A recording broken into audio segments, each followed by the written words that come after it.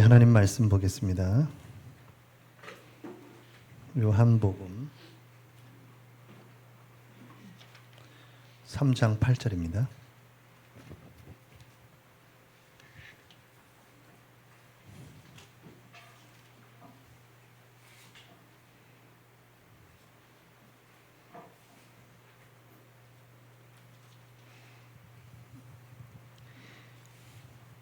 요한복음 3장 8절 같이 합독하겠습니다.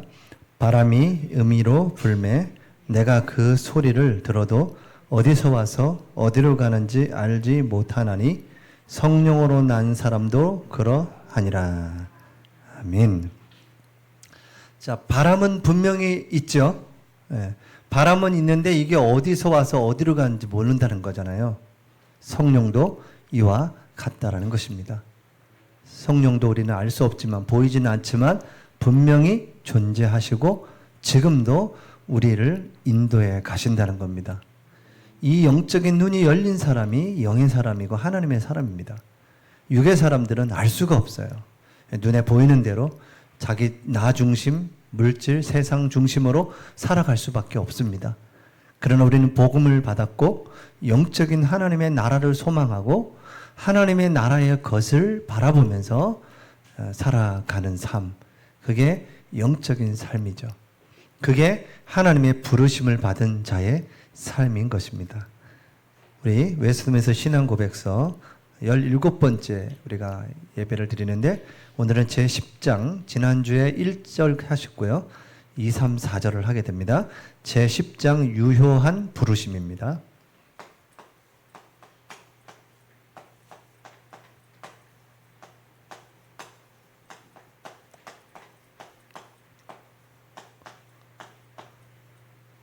하나님이 부르시는 데는 절대 실패가 없습니다. 오늘 그 하나님께서 우리를 이 자리에 복음을 받게 하셨다는 겁니다. 그 하나님은 절대 우리를 포기하지 아니하시고 끝까지 우리에게 오시고 우리를 이끌어 가십니다. 그게 복음이에요.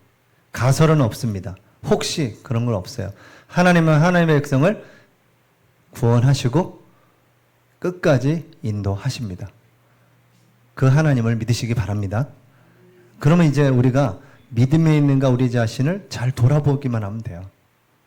근데 하나님의 사람은 절대라는 말을 쓰면 좀 그렇지만 하나님의 사람은 타락할 수도 있죠. 혹시 범죄할 수도 있습니다. 그러나 그게 계속되지 않습니다. 계속된다. 그게 이제 영적인 문제라고 얘기할 수 있지만 계속되는 것은 다시 한번 생각해 봐야 돼요. 영적인 문제로 그냥 넘어가 버리면 안 될 일이 너무 많습니다. 교회 안에도 이런 복음을 받지 못한 그런 사람도 있습니다. 그 얘기를 오늘 이제 하게 될 거예요. 오해 없으시고요. 여러분 이제 웨스트민스터 신앙 고백서는요. 이게 어떤 성경이 아니에요. 웨스트민스터 신앙 고백서는 그냥 고백하는 내용인데 그렇다고 이걸 여러분이 소홀히 생각하지 말아야 될 것은 이 웨스트민스터 신앙 고백서가 성경의 바탕하에 만들어졌다는 겁니다. 어떤 한 사람에 의해서 만들어진 게 아니에요. 많은 검증과 많은 목회자와 수년에 걸쳐서 회의를 거쳤어요. 어디서요? 웨스트민스터 사원에서. 지금은 영국의 그 시청 그렇게 돼 있죠 아마. 그 웨스트민스터 사원이요. 너무 멋있게 그 강변에 쫙 있더라고요. 거기에서 100여 명이 넘는 목사님이 몇 년에 걸쳐서 1000몇 번의 회의를 거치면서 이 웨스트민스터 신앙 고백서, 웨스트민스터 소유리 문답, 대유리 문답을 만든 겁니다. 어디에 기초해서요? 성경에 기초해서. 근데 성경을 우리가 쭉 읽으면 이런 내용으로 딱 뽑아지면 좋겠는데 그렇지 못한다는 거예요. 우리 그렇게 뽑아지질 못해요. 신학처럼 이렇게 조직적으로 쫙 뭐 구원론, 성령론, 뭐 그런 기독론, 뭐 이렇게 쭉쭉쭉쭉 뽑아내질 못하죠. 우리 범인들은. 학자들이 그렇게 모여서 쫙 해놓으니까 아 그렇구나 이렇게 되는 거죠. 신앙 고백서도 지금 33장까지 있거든요. 근데 그걸 우리가 뽑아낸다는 것은 참 힘든 일인데 성경을 배경을 가지고 뽑아낸 겁니다. 그 내용을. 그래서 33조항의 신앙 고백을 만들어낸 거예요. 소율이 문답은 107문항입니다. 매일 100문항. 그 107문항을 그 청소년들을 위해서 만든 겁니다. 소율이 문답은. 그 당시에 그 청소년들이 아주 수준이 되게 높은 것 같아요. 그런데 그 청소년들을 위해서 그렇게 소율이 문답을 만들었죠.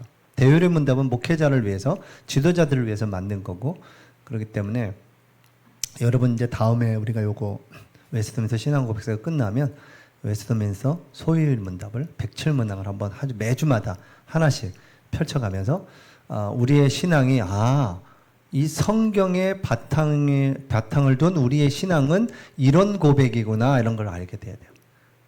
딱 정리해 주니까 얼마나 편합니까? 자, 하나님은 하나님의 부르심은 유효하다 이겁니다. 절대 거짓이 없다. 부르심을 받지 않은 사람도 있다 이렇게 얘기하는 겁니다. 어쩌면 저럴 수 있지? 왜 교회 다니는 사람이 저렇지? 부르지 않은 사람일 수도 있다 이렇게 보시면 돼요. 그 부분 때문에 우리가 시험 당할 필요는 없어요. 왜 저 사람이 왜 저러지?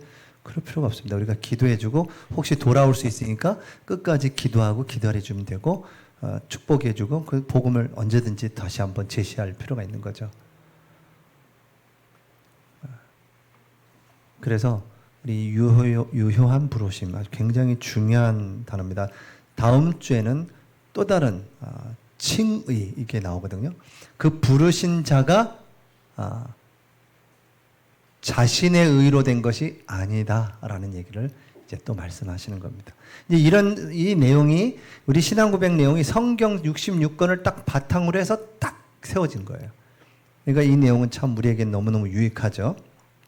자, 서론에서 이 부르심은요.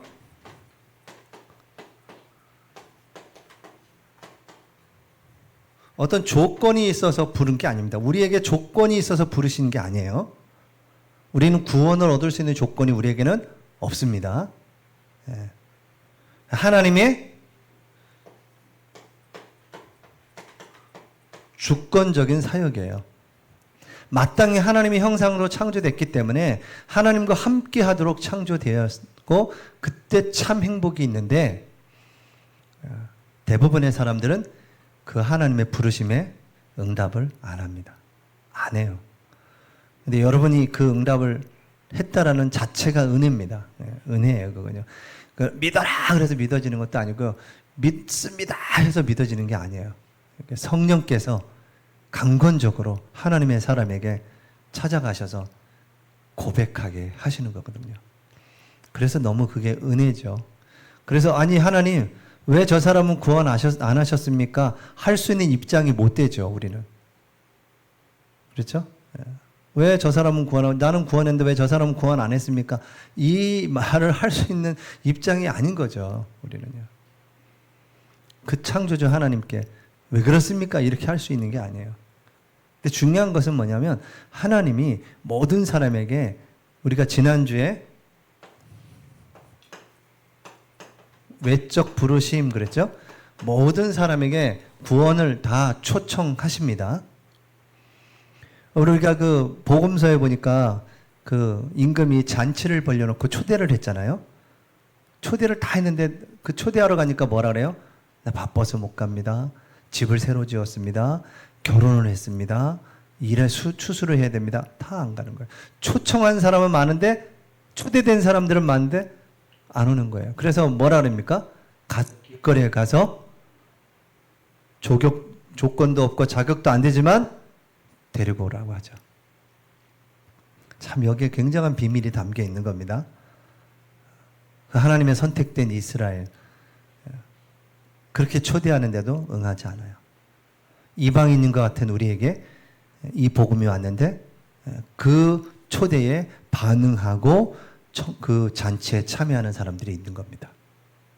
자, 근데 거기에도 또 하나 의문점이 하나가 있죠. 어떤 사람이 왔는데 뭘 안 입었어요? 옷을, 의복을 안 입었어. 예복을. 그래서 쫓아내죠. 무슨 의미일까요? 예수 그리스도의 의의 옷을 입지 아니하면 들어올 수가 없다라는 거예요. 그래서 우리가 하나님 앞에 갈 때는 오직 예수 그리스도로 옷 입고, 그게 가족일지라도 그게 안 될 수도 있습니다. 너무 가슴 아프지만. 저도 끊임없이 저희 가족들을 놓고 기도하거든요. 저희 형님들을 두고 계속 기도하고 있습니다. 구원의 역사가 이루도록, 전도자를 보내셔서 복음이 전해지도록 계속 기도하고 있죠. 통화 한번 할 때마다 이제 형님 기도하고 있습니다 이렇게 얘기를 하죠. 그래. 그리고 이제 그냥 많은데요.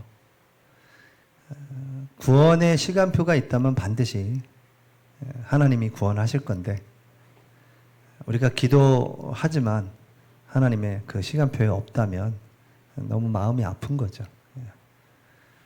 그러나 또 우리 이웃 사촌이 또 훨씬 귀하잖아요. 제가 멀리 떨어져 있는, 제가 형님 저 경주 왔어요. 그러니까 아이고야 멀리도 갔다 이러시더라고요. 가뜩이나 별로 불신자라 별로 잘 못 만나는데 경주 그러더라고요. 어디 거기까지 갔냐고 그러더라고요. 예. 저를 많이 사랑해 주시는 분이 저를 초대해서 이렇게 경주에 왔습니다라고 형님들한테 말씀드렸는데, 복음은 그런 것입니다. 우리가 애써서 되는 게 아니에요. 우리는 조건이 있는 게 아닙니다. 하나님이 그냥 여러분을 택하셔서 부르신 거예요. 그냥 거기에 우리가 아멘 했다는 그게 참 감사한 일이죠. 제가 하나님 앞에 엎드려 기도한다는 이 자체가 참 감사할 일이에요. 누가 기도하게, 하나님 안 믿는 사람은 기도 안 해요. 엎드려서. 예배 오지도 않습니다. 피곤한데. 토요일 날 놀러 가는 게 바쁘죠. 예. 뭐 외국인들이 한국에 오셔가지고 놀러 그렇게 많이 다니신다면서요.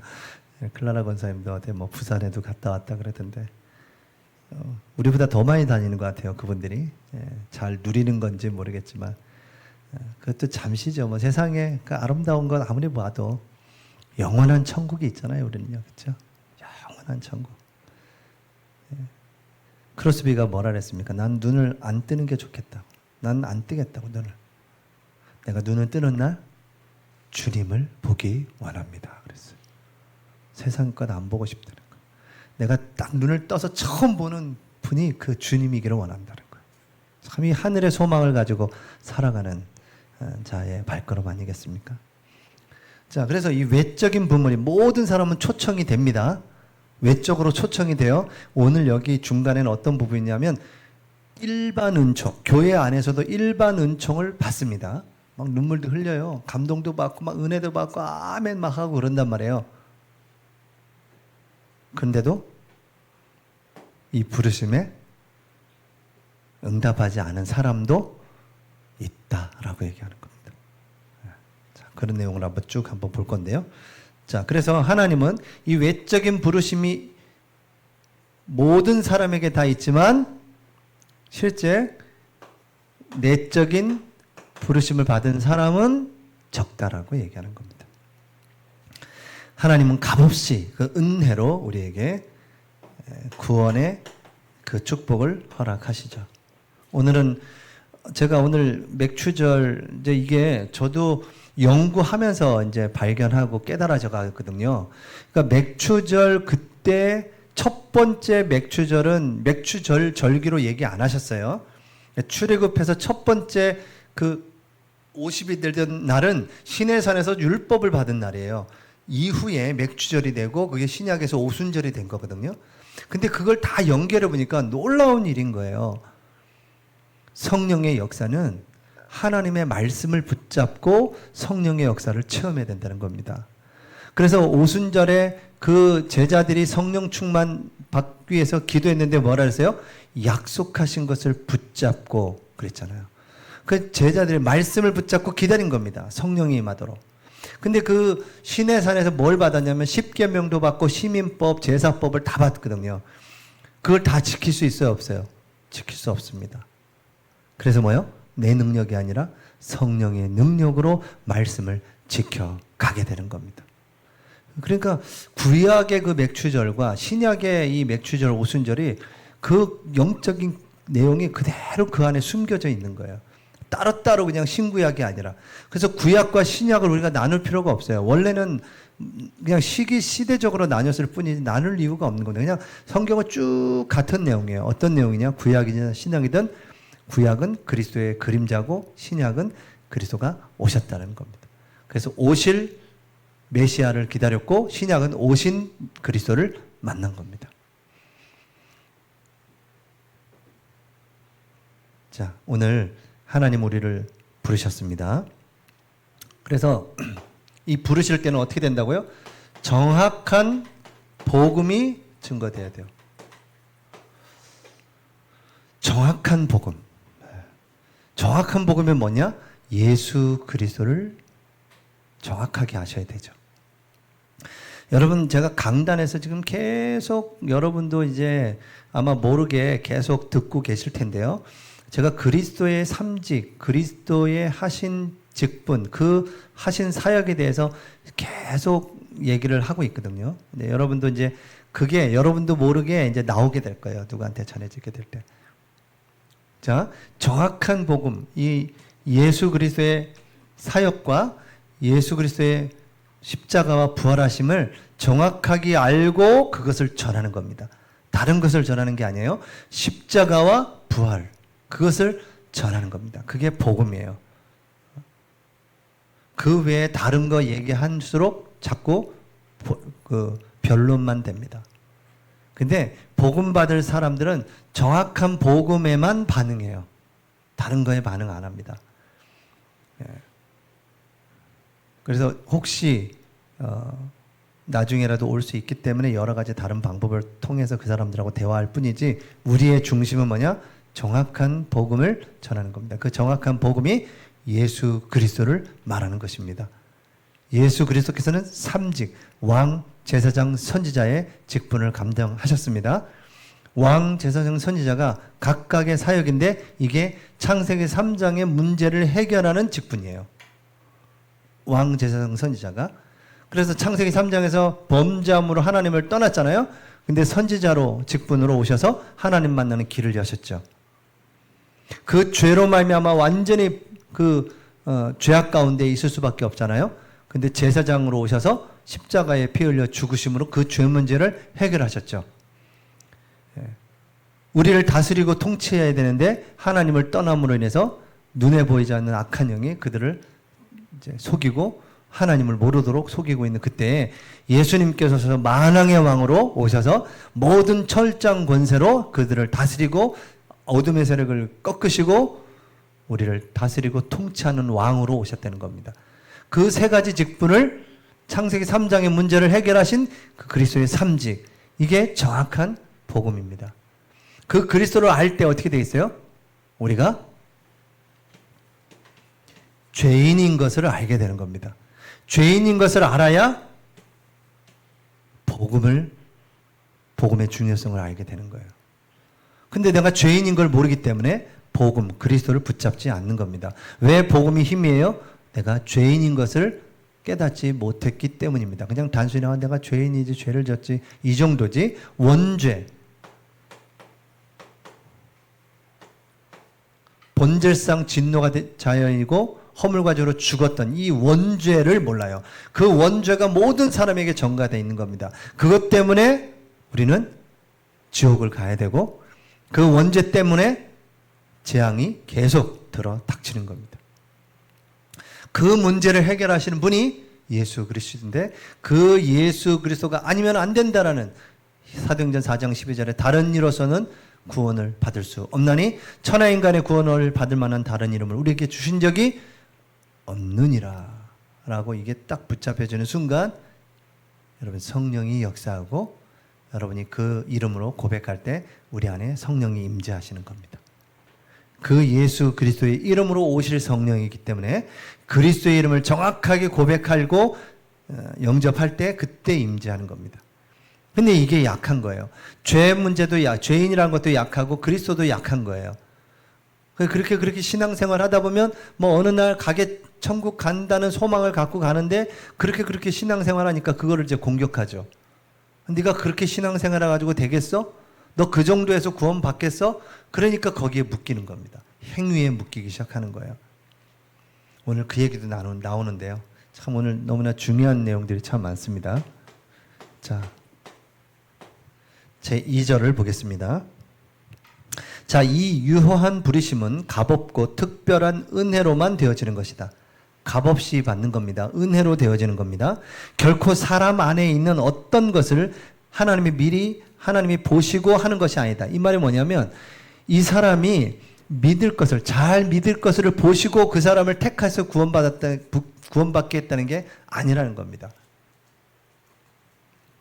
하나님이 전지전능하시고 다 아시니까 우리가 잘 믿을 것을 보시고 그렇게 구원한 게 아니라는 거예요. 그렇게 되면 뭐예요? 그 사람의 믿음에 좋고 나쁨에 따라서 구원이 바뀔 수도 있다는 거잖아요. 그래서 행위로 네가 네 능력으로 열심히 최선을 다해서 구원을 이루라. 얼마나 좋게 들립니까? 그냥 빈둥빈둥 되면서 그냥 은혜로 구원받았대. 말도 안 되는 거죠. 그러니까 크리스찬이 진짜 신앙생활도 잘해야 되고 삶을 성실하게 살아야 됩니다. 왜냐하면 은혜로 받았다고 하고 기도한다고 하고 불신자보다 더 못해요. 훨씬 못해요. 그거는 불신자들이 하나님을 욕되게 하는 거죠. 그래서 믿는 사람들이 더 정말 성실하게 하나님 맡겨주신 거 더 성실하게 하셔야 돼요. 누가 보든 안 보든 성실하게 하시면 하나님이 보고 계시기 때문에 축복하시죠.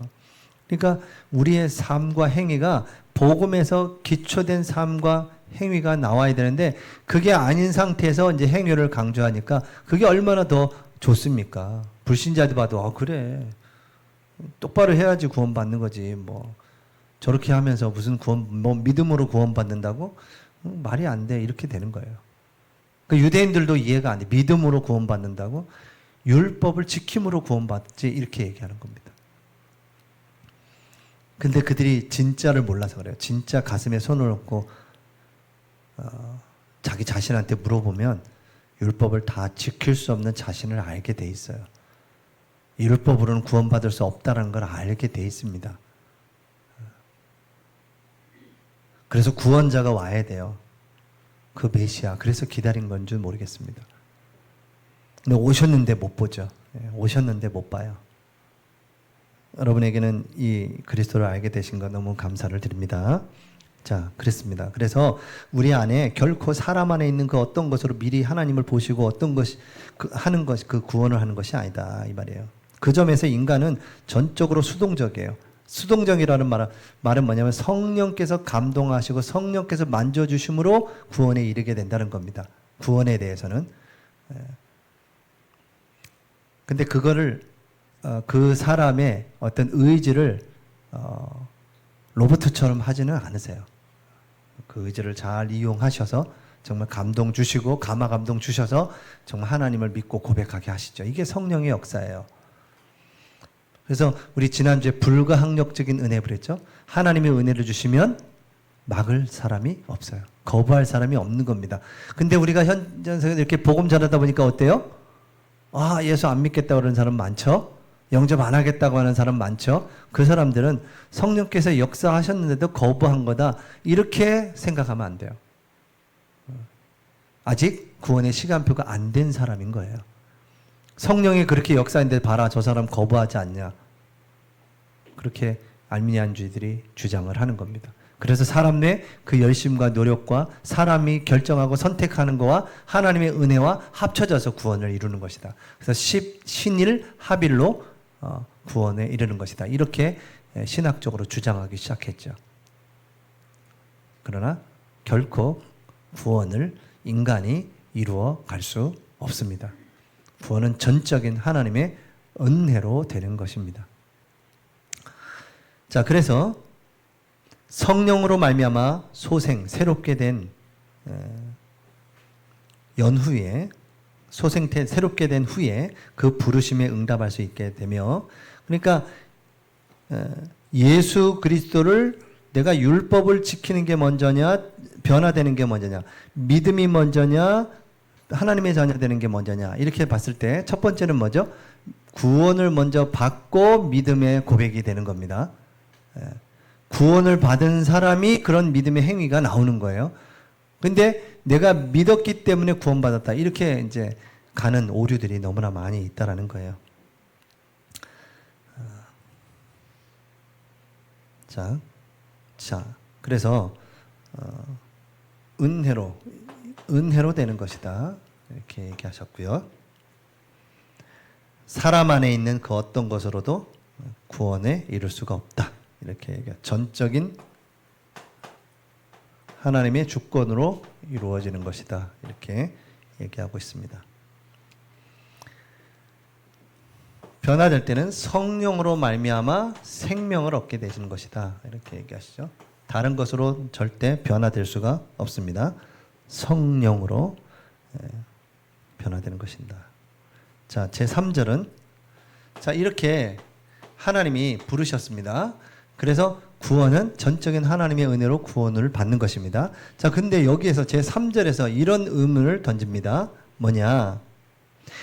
영하기에 죽은 택함을 받은 영아들은 이렇게 됐어요.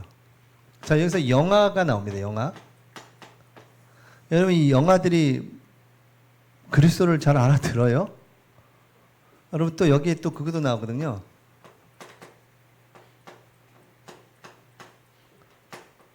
지체장애가 맞죠?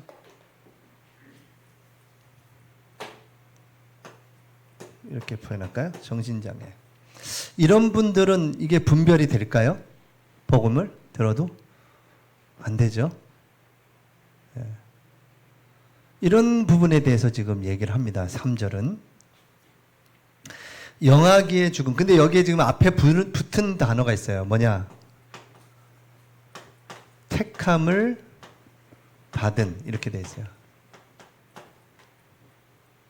자, 택함을 받은 영아, 그 영아가 죽을지라도 택함을 받은 영아이기 때문에 그 영아는 하나님이 구원하신다라고 얘기하시는 겁니다. 하나님이 택한 사람이기 때문에.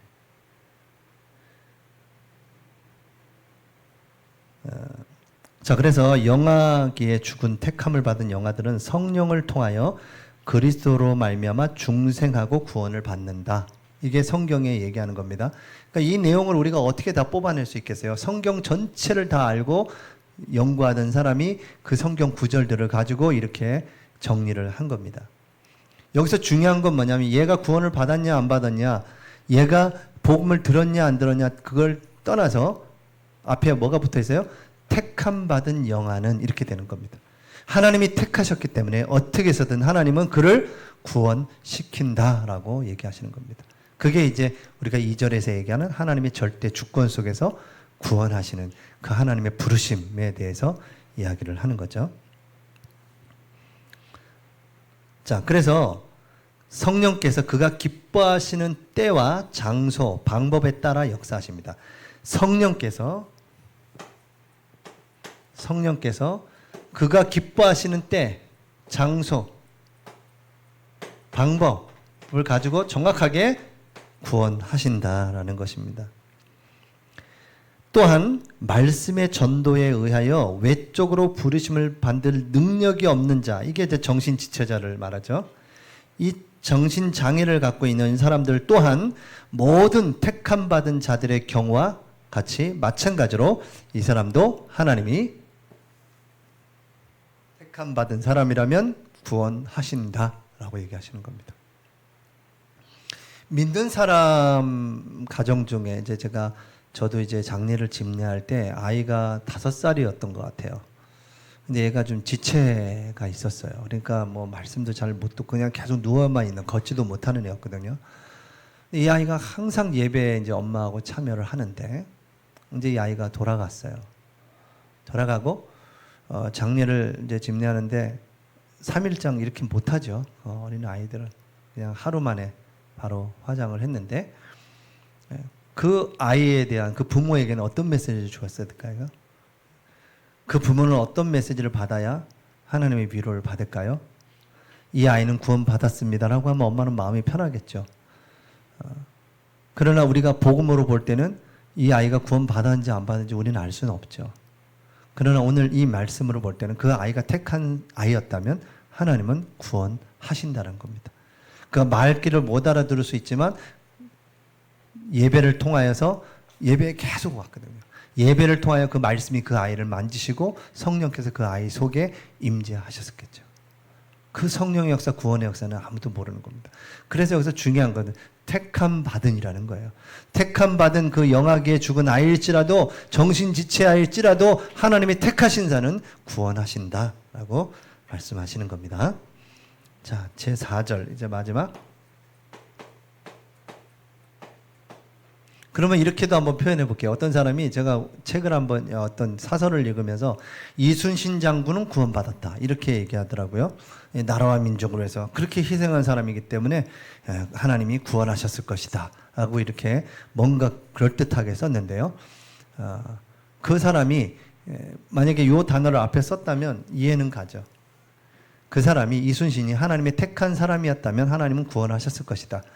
조선시대에 예수 그리스도가 선포되지 않았던 조선시대의 그 수많은 사람들은 어떻게 구원받았을 것이냐. 예수 그리스도가 선포되지도 않았는데 그럼 구약에 있는 그 많은 믿음의 사람들 예수 그리스도를 정확하게 모르고 있던 사람들인데 그럼 그 많은 사람들은 어떻게 구원을 받았겠냐. 이 한 단어로 정리하셔야 돼요. 택함 받은 사람은 하나님이 구원하신다는 겁니다. 그리스도를 알게 하시고 주를 알게 하셔서 믿게 하시고 그림자만 보고도 구원받게 하신다는 겁니다. 그게 하나님의 주권적인 사역이에요. 구원에. 그래서 여러분이 아유 저 사람이 구원받아야 되는데 그건 기도 제목일 뿐이고 하나님이 구원받을 사람이면 구원하십니다. 저 지금 전쟁이 막 있는 저런 속에서도 구원하실 사람은 다 구원하신다는 겁니다. 베네수엘라에 지진이 일어났습니다.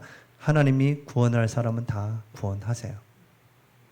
그러니까 우리가 그걸 놓고 기도하고 힘이 된다면 뭐 구호모편도 보내고 기도도 하고 하지만 하나님의 그 구원하심은 절대 실패하심이 없다라고 하는 것입니다. 자, 그래서 이 알미니안주의자들이요, 사람의 행위, 선택, 그 믿음으로 구원을 받게 된다 이렇게 얘기한다면 약하고 무력한 자들에게는 구원이 부인되게 되는 겁니다. 강하고 능력 있는 자들에게만 허락되는 구원이다 이렇게 표현된다는 거예요. 왜냐하면 행위로 네가 구원을 이루어가야 된다면 이렇게 유학이나 정신지체에 있는 사람들은 그 사람의 행위로서 구원을 얻을 수 있는 게 없는 거예요. 그럼 이 사람들은 다 영화계나 정신지체에는 모두 다 구원이 없다라고 보는 거예요. 이 사람들이. 그러니까 이건 굉장히 잔인한 얘기입니다. 이 사람들은 도리어 칼빈주의를 잔인하다고 해요. 왜? 누구는 택하고 누구는 택하지 않냐? 이렇게 얘기하면서 하나님의 사랑을 그렇게 얘기하거든요. 그래서 칼빈주의의 신학은 틀렸다 이렇게 얘기하는데 조금 더 깊이 생각해 보면 그 알미니안주의의 그 사상이 더 잔인한 겁니다. 왜냐? 힘이 없고 연약한 사람은 구원받을 수가 없어. 왜? 그 사람들은 행위로 구원을 받아가는 거니까. 강한 자, 능력 있는 사람은 돼. 근데 이렇게 아예 생각 자체가 없는 정신지체야 영아들은 구원을 받을 수가 없다라는 겁니다. 엄청난 모순이죠, 그게. 그럴듯해 보여요. 행위로 구원받는다는 말이 훨씬 더 좋아 보인다니까. 근데 똑바로 해야 그래야 구원받지. 네 그렇게 살아가지고 무슨 구원을 받아? 이렇게 얘기하는 거거든요. 그런데 이 사람이 이런 연약한 사람이 십자가를 붙잡는 겁니다. 그래서. 근데 그러던 사람들인데도 십자가를 안 붙잡는 사람도 있어요. 그런데 구원 얻을 사람은 십자가를 붙잡게 되고 죄에서 돌아서고 죄를 싫어하고 아파하고 그 행동으로 죄에서 떠나는 겁니다. 그게 하나님의 사람이에요. 가설이라는 건 없습니다. 그럴 것이다. 그런 사람이 있으면 어떻게, 그런 사람은 없습니다. 성경적으로 보면. 구원하고 관계없는 사람일 수 있습니다. 이제 오늘 4절에서 그 얘기를 이제 하게 됩니다. 자, 택함을 받지 못한 다른 사람들은 비록 그들이 말씀의 전도에 의해서, 자, 이제 택함을 받지 않았는데도 우리가 복음을 전했더니 이 사람이 그걸 들었어. 듣고 이 사람이 외적인 부르심, 아까 했죠? 외적인 부르심에 의해서 교회까지 왔어요. 부르심을 받았어. 그 다음에 성령의 어떤 일반적인 역사도 체험했어요. 이게 이제 일반 은총이에요. 교회 안에 일반 은총이 있습니다. 구원은 뭐죠? 특별 은총입니다. 교회 안에도 일반 은총, 저 불신자들도 일반 은총을 받습니다. 여러분 불신자 중에도 다른 종교에도 뭐가 있어요? 방언도 있고 치유의 은사도 있고 많습니다. 교회에서 일어나는 일 비슷하게 일어나요. 그 얘기를 지금 하고 있는 겁니다. 그 말씀 전도에 의해서 외적인 부르심에 의해서 부르심을 받았으며 성령의 어떤 일반적인 역사들을 체험했을지라도 그러면서 이 얘기가 중요합니다. 그들은 결코 그리스도에게 참되게 나아오는 것이 아니며 이렇게 얘기합니다. 일반적인 부르심을 받고 교회에 왔지만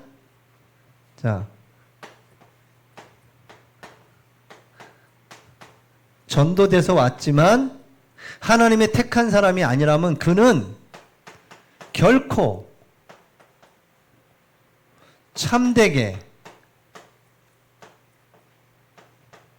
그리스도께로 나오지 않는다라고 얘기했습니다. 이런 사람은 결국 어떻게 되죠? 배교하고 교회를 떠나죠. 만나보셨잖아요. 나 다 해봤어. 나 장로 권사도 해봤어. 집사 다 해봤다는 거예요. 다 한대. 나한테는 얘기 안 해도 돼. 저쪽에 저 불신자한테 가서 얘기해. 그런데 그 사람은 뭘 다 체험했대. 했는데 뭐가 없어요. 구원하고는 상관이 없는 거예요. 근데 우리가 그 사람들에게 당신이 교회를 다녔을 뿐이야 이렇게 얘기해도 안 먹히죠. 이미 그들은 참되게 그리스도께로 나오지 않습니다. 근데 물론 개 중에 깨닫고 돌아오는 사람도 있죠. 복음을 몰랐다면서 영접하는 사람도 있고 신앙생활 잘하는 사람도 있습니다. 그러나 이 웨스트민스터 신앙고백서를 정리하는 많은 목회자들이 얼마나 많은 목회를 하고 얼마나 많은 사람을 만나고 얼마나 많은 전도를 해봤겠습니까? 이분들이 성경을 토대로 해서 이렇게 결정보다도 이런 정리가 된 겁니다. 보니 진정으로 참되게 그리스도께 나오지 않는다는 거예요. 그거는 어쩔 수가 없습니다. 우리가 막 바꿔서 변화시킬 수가 없어요. 그거는 그 사람만 아는 겁니다. 그 사람만. 내가 진실로 하나님 앞에 서 있는지 안 했는지. 그래서 우리가 회개라는 단어를 우리가 지난주에 얘기 날 때 회개, 하나님 내가 잘못했습니다. 용서해 주세요. 그래 내가 용서해 줄게. 용서를 받고 안 받고 그게 중요한 거. 그것도 중요할 수 있지만 더 중요한 거는 내가 회개하기 위해서 계속 그 자리에 나아가는 그 영적인 상태. 그 상태를 바꾸지 아니하면 그 사람은 계속 죄를 돌아선 게 아니라는 겁니다. 그거는 진정한 회개가 아니라는 거예요. 자꾸 죄를 지면서 와가지고 용서해 주세요, 용서해 주세요. 그거는 진정한 회개가 아니에요. 회개는 돌아서는 거예요. 내 삶을 돌아서는 겁니다. 죄로 가던 그 삶을 돌아서서 하나님을 향해 가는 거예요. 그게 참 회개지. 똑같은 행동을 계속하면서 용서해 주세요. 이 입버릇처럼 하는 이 회개는 진정한 회개가 아니다. 그래서 한국교회, 그래서 세계교회가 지금 회개에 대해서 오해되어 있고 구원에 대해서 오해되어 있다. 이 외적인 부르심을 받는다고 해서 다 참되게 그리스도께 나오는 것은 아니다라고 얘기하는 것입니다. 그러면 이제 조금 이해되시죠? 교회 안에도 그럴 수 있겠구나. 자, 그러므로 구원받을 수 없다 이렇게 얘기합니다. 교회 안에도 구원받지 못하는 사람도 있다라는 겁니다. 또한 기독교 종교를 신봉하지 않는 사람들. 기독교라는 것은 예수입니다. 예수 그리스도만 구원이 있다라고 하는 그것을 신봉하지 않는 종교의 계율에 따라서 그들이 그 예수 그리스도의 그것을 신봉하지 않는 사람들은 어떤 다른 방법으로도 구원받을 수가 없습니다. 다른 방법으로. 그 말은 뭐예요? 하종교를 얘기하는 겁니다. 구원받을 수가 없으며 그들이 본성의 빛과 그들이 신봉하는 종교의 계율에 따라서 그들의 생활을 열심히 꾸려 나간다고 할지라도 구원받지 못한다. 그리고 그들이 구원받을 수 있을지도 모른다고 단언하고 주장하는 것은 아주 유해하며 가증한 것이다. 이게 뭐냐면 구원을 가지고 이제 속이는 걸 말하는 거죠. 이번 주에 진짜 우리가 딱 그 만난 사람 제대로 만났네요. 이 메시지하고 같이. 하나님의 교회 다니는 분이에요.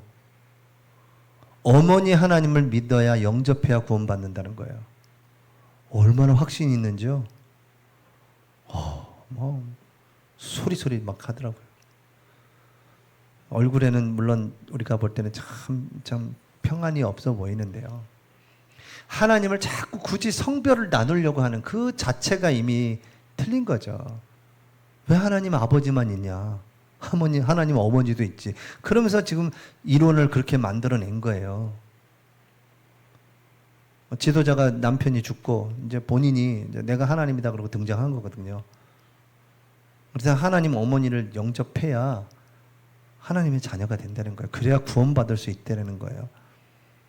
오늘 분명히 얘기합니다. 그 그리스도 복음 외에 다른 교인은 어떤 것을 신봉하고 거기에 구원이 있다라고 하는 그것은 유해할 뿐만 아니라 뭐라고 해? 가증한 것이다. 왜 가증한 거냐? 다른 사람도 구원에 이르는 것을 방해하기 때문에. 악한 겁니다. 그 악한 거예요. 그러니까 그 사람, 제가 볼 때 그분은 그 정도 단어 쓸 정도면 교회 다닌 사람 같고요. 일단 제가 볼 때는. 근데 그 단체에서 그 어떤 지도자에 의해서 그 메시지에 대해서 이제 뭐 가스라이팅이라고 생각할 수도 있고요. 그게 딱 정리가 된 거죠. 그렇게 돼야 구원을 받는다라는 말에 따라가는 거죠. 신봉하면서. 여러분 돌아서면서 제가 생각이 어떻게 저걸 믿고 저 얘기를 듣고 구원받을 수 있을까? 감사하다. 내가 복음을 제대로 이해하고 복음을 받고 바르게 신앙생활을 할 수 있어서 감사하다. 저분도 어떻게 하면 구원을 받을 수 있을까라는 생각도 좀 했는데요. 너무 안타깝더라고요. 어머니 하나님을 믿어야 그분을 영접해야 얼마나 딱 맞습니까? 구원에 이른다는 겁니다. 우리에게는 이 정확한 복음을 알게 하신 하나님께 감사를 드립니다. 자, 그래서 겉으로 열정적인 신자처럼 보이지만 결국 배교하고 많은 것입니다. 그래서 우리가 지금 종교다원주의,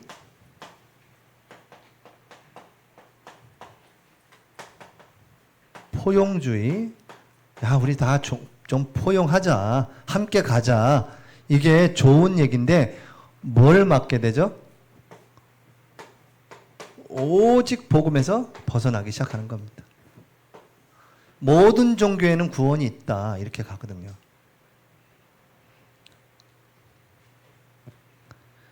다른 이름을 우리에게 주신 적이 없습니다. 구원은 전적인 주권적인 하나님의 역사입니다. 오직 그리스도의 유일성으로만 구원이 임하는 것입니다.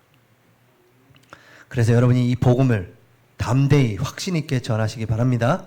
오직 복음만 전하세요. 오직 예수 그리스도만. 여러분 그 오직 예수 그리스도 전했을 때 대부분이 안 받는 것에 대해서 낙심하지 마세요. 그게 정상이에요. 그 왜 우리 낙심합니까? 우리는 누굴 찾아가는 거예요? 오직 예수 그리스도만 전했을 때 반응하는 사람을 찾아가면 돼요. 저와 여러분처럼. 저와 여러분 이 자리에 앉았잖아요. 이런 사람들이 지금 있다는 거예요? 없다는 거예요? 바깥에? 있습니다. 많이 있을 수 있습니다. 하나님이 우리에게 이제 붙이시겠죠. 왜 안 붙일까요? 이제 그걸 또 이제 우리가 질문하면 또 다른 또 답이 나오겠죠. 그렇게. 이제 그걸 자꾸 또 행위 쪽으로 끌고 가면 안 돼. 기도 안 해서 그래. 뭐 안 해서 그래. 이렇게 가면 안 되고, 우리가 우리를 돌아보고, 그러면 우리 교회에서 해야 될 전도는 뭔가? 경주 행복한 교회, 그러면 딱 떠오르는 전도, 그게 딱 생각나야 되거든요. 그건 뭔가? 그걸 찾아내야 되는 겁니다. 아주 행복하게 전도 운동이 일어날 수 있는 것이 뭘까? 내일부터는 이제 선교에 대해서, 우리 교회 선교 그러면 어떤 선교를 할 것이냐, 이게 나올 거고, 우리 교회 전도는 우리 경주 행복한 교회 그러면 딱 떠오르는 전도의 흐름이 있어져야 돼요. 그래서 계속적인. 그래서 지난번에도 우리 장로님 한 분께서 이제 그 반찬을 가지고 전도하는 거 어떻겠냐라고 들었는데 제가 이제 어떤 목사님하고 이렇게 대화를 나누다가 그 목사님이 한 10몇 년을 반찬 전도를 하신 분이 계세요. 근데 한 해 매년 많은 사람들이 이제 등록을 할 정도로 그냥 만나서 대화가 되니까 일단 그리고 반찬을 해주면 그렇게 좋아하신대요. 그리고 혼자 있는 사람이 너무너무 많다는 겁니다. 특히 또 청년 중에도 그런 사람들이 꽤 있대요. 그래서 청년들은 이제 은둔 계속 그 방 안에 있으니까 그래 그런 사람들을 만나서 대화해주고 복음을 전해주는 그런 부분들, 그런 접촉점을 찾기 위해서 하는 거잖아요. 우리가 여러 가지 이제 한번 시도를 하면서 우리 교회에 맞는 전도 운동이 뭘까? 너무 행복한 전도 해야 되잖아요. 하나님께서 우리에게 정확하게 인도해 주실 줄 믿습니다. 확신 가지고 가세요. 그리스도만 선포하세요. 다른 거 얘기 안 해도 돼요. 그리스도만 들을 사람을 하나님 붙이십니다. 하나님은 택하신 자를 실패 없이 건져내십니다. 반드시 부르십니다. 우리 한번 합심해서 우리 말씀 붙잡고 기도하겠습니다. 정확히 하나님은 주권을 가지고 우리를 구원하십니다. 그래서 그것은 은혜로 되는 것이지 우리의 행위로 되는 것이 아닙니다. 성령의 역사로 이루어지는 것입니다. 그러면 저 영아와 정신장애에 있는 사람들은 어떻게 할 것이냐? 하나님이 택한 사람이라면 반드시 구원하신다라는 것입니다. 그리고 다른 교회에는 와 있지만 또 다른 종교에 절대 예수 그리스도의 유일한 복음이 아니면 구원이 없다라고 하는 겁니다. 그래서 하나님 오직 복음으로 승리하게 해주시옵소서. 우리 말씀 붙잡고 1, 2분 동안 기도하겠습니다. 할렐루야. 지금도 살아 역사하고 계신 주님을 찬양합니다. 오늘도 하나님께서 저희들을 부르시고 인도해 주시니 감사합니다. 하나님 우리 영접복한 교회 정말 전도운동이 일어나고 선교운동이 일어나게 하시고 참된 구원의 역사 그 부르심에 합당한 사람을 만나지게 하시고 하나님 그 부르심에 합당한 사람에게 정확한 복음이 선포되고 성령의 역사에 변화되는 역사 있게 해주셔서 맥주절의 축복 속에 저희들을 불러주시니 감사합니다. 하나님의 최고의 영광 받으시옵소서. 지역과 민족과 전 세계 살리는 응답 역사가 시작될 수 있도록 은혜 베풀어 주시옵소서. 저희 교회를 통하여 하나님 영광 받으시고 역사하시고 인도해 주시옵소서. 역사해 주옵소서. 하나님 감사합니다. 오직 복음을 듣게 하시고 성령께서 감동을 하심으로 우리를 부르시니 감사를 드립니다. 이제 우리와 관계된 모든 만남에 정확한 이 복음으로 그들을 살려내는 발걸음으로 우리들을 인도해 주시옵소서. 만왕의 왕 되시며 십자가에서 다 이루었다 하신 우리 주 예수 그리스도의 은혜와 하나님의 사랑과 성령님의 교통하심이 부르심에 아멘하며 또 다른 많은 사람을 주께로 인도할 하나님의 백성들 머리 위에 그 가정과 후대와 교회 위에 이제와 영원토록 함께 있을지어다. 아멘.